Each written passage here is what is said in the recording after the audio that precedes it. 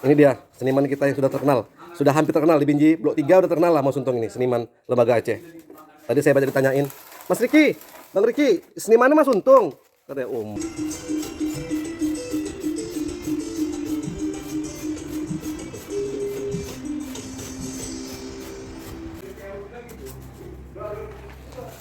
silau bang, ada perekamannya bang. Perekaman iya.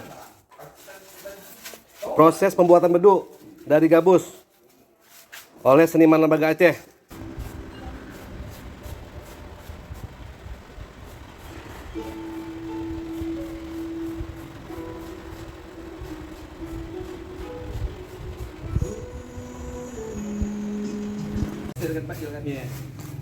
Jadi ini film banyu.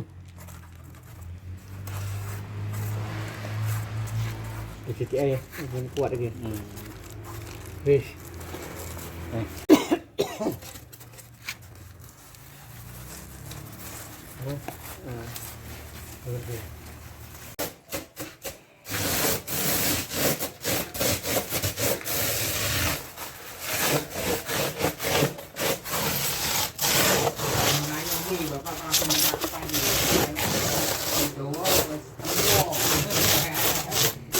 buka kan? Apa bang? Tiba-tiba dengan buka masa? Iya.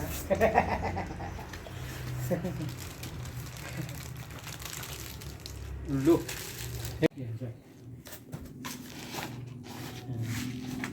Dia nggak lari kan pak? Kerahasiaan.